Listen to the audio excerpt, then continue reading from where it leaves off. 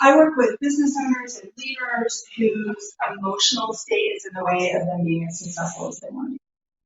And so that's what we're going to talk about today, is how your emotions are in the way of you creating what you want to create. The way that this works is I'm going to talk to you about a concept, and then I'm going to coach you. It's open coaching on anything. And with me, everything counts. Everything relates to your business. So if your kid is driving you crazy, if you don't have any time to yourself, if you don't know what to do about your lawn, if your partner's a problem, if you need to make sales, like it all counts. It all influences the success of your business. And probably the same thing that's driving you crazy about your partner is the same thing that's driving you crazy about your business. So we'll be able to tie it together. I do ask, like, whatever you bring to me is fair game.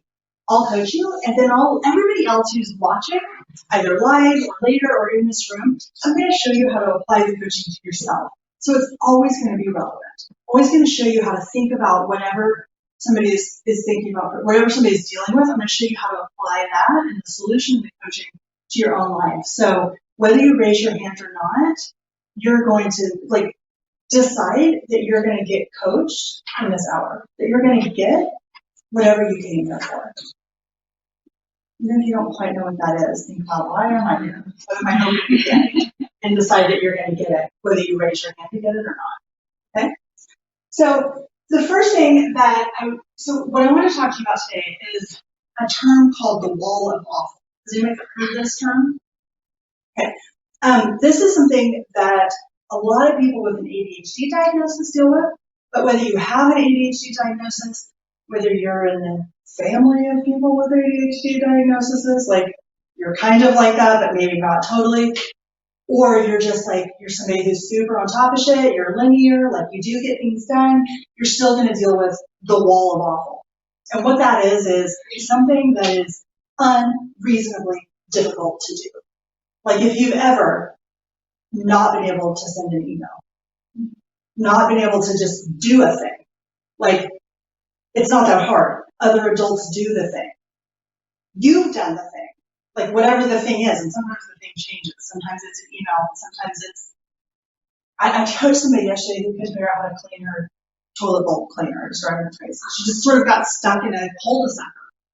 So this is really common for people with ADHD, but it happens for everybody else. What it is you've got a task. I want you to think about tasks, because I'm sure that you all deal with procrastination. You all deal with not doing what you want to do, not getting done what you think that you should get done. That's a consideration probably for almost every people in our life. It's just a thing that we grapple with. The main thing that's in the way of you and doing the thing is just this huge cloud, this huge wall of awfulness. And the wall of awful, if you imagine a brick wall, and every brick is comprised of thoughts and emotions. And if we can resolve the thoughts and emotions that are in the way, that are standing between you and doing the thing, whether it's doubling your business this year, the thing, or just sending an email, the thing, like whatever it is, small or large, it's going to be comprised of thoughts and emotions. And that's what we're going to dismantle. And what you'll find is when you dismantle the thoughts and emotions that are standing in your way, taking action is easy. Or deciding, I don't actually want to do this thing is fairly easy. Either way. So, and the reason, if you've ever noticed how easy it is for you to do other people's things, or for you to see what other people should do, the reason that it's so clear and so easy is because you don't have a wall of awful between you and the thing. You don't have a bunch of thoughts and emotions between somebody else's to-do list. That's why you look at it with such clarity. Like, what's the big deal? Just do it. Sometimes it's a big deal for whatever reason. So, for example, I'll give you an example of this because I want you to really want you to. Okay, I'm right about this one. Okay, and I really want you to buy into what I'm saying. So here's how this might show up. So I coached somebody who couldn't bring the mail in. She just could not bring the mail in, and it was driving. She's a very high functioning person. She can't bring in the mail. Okay, so we talked about it. Well, here's why. Because she brings in the mail, and it reminds her of her dad who died by suicide, her grandma who died the day before, her husband who left her without any warning. She has no money. This feeling that she can't take care of herself, that she's all alone in the world. She has this cascade of things when she faces her responsibilities. Okay? So there's a good reason why, like on this subconscious level, all she's supposed to do is go get the mail and bring it in. But when she does, it brings up this cascade of grief, trauma, horror. I'm 11, I'm powerless in the world, I can't take care of myself. No one's gonna take care of me, I'm on my own. I mean, you can see why the mail is extraordinarily difficult.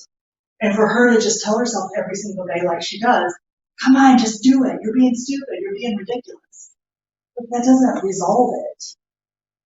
No, we don't have to resolve all of the trauma around those deaths in her childhood. And she's an immigrant. You know, there's tons of stuff in there. We don't have to fix it all, but we do need to get it a little more right size for her to go get the mail and function. Okay? And I guarantee you that whatever you're facing that you can't do, maybe it has death involved, maybe it doesn't, but for sure it has some big emotional meaning that doesn't make sense. It doesn't necessarily match the situation.